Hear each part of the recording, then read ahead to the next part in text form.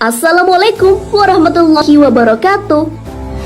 Sahabat beriman, apabila seorang makhluk akan mengalami kematian, datanglah malaikat yang ditugaskan untuk mencabut nyawa, yang tidak lain adalah Israil.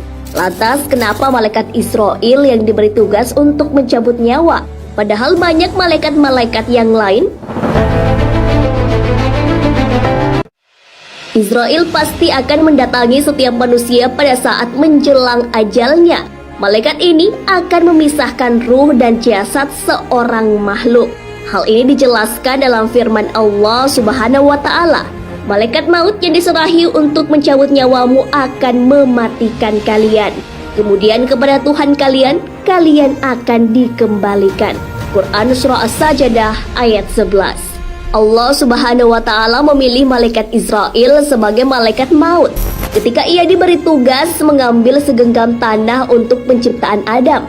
Kisahnya diceritakan oleh Jalaluddin Rumi dalam kitabnya yang bertajuk Al-Masnawi. Setelah diciptakannya langit dan bumi, maka diciptakan pula seorang pemimpin di muka bumi. Berbeda dengan makhluk-makhluk sebelumnya, khalifah ini diciptakan dari tanah. Allah memerintahkan beberapa malaikat dalam urusan penciptaan tubuh sang khalifah.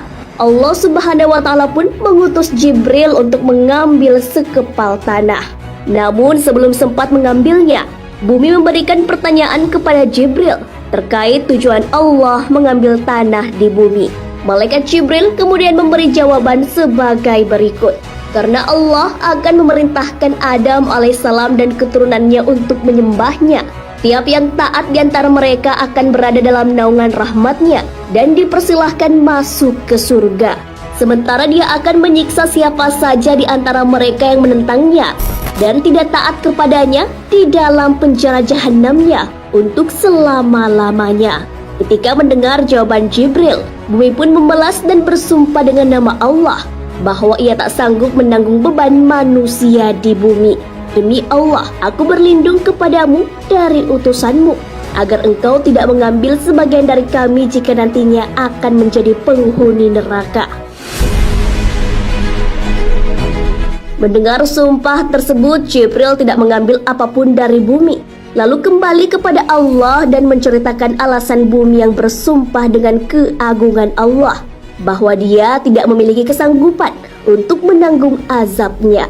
Kemudian Allah mengutus dua malaikat sekaligus, yakni Mikail dan Israfil, untuk turun ke bumi mengambil tanah.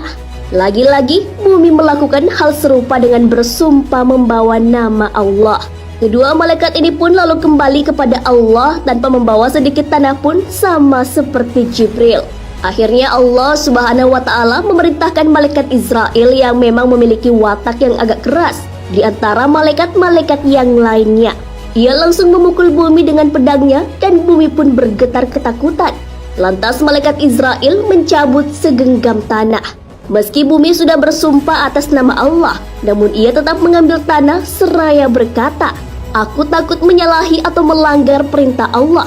Aku sama sekali tak akan melanggar perintah Tuhanku, walau dengan segala perendahan dirimu." Ketika Israil mengambil paksa atau mencabut sebagian dari bumi, bumi pun menangis merasa kehilangan.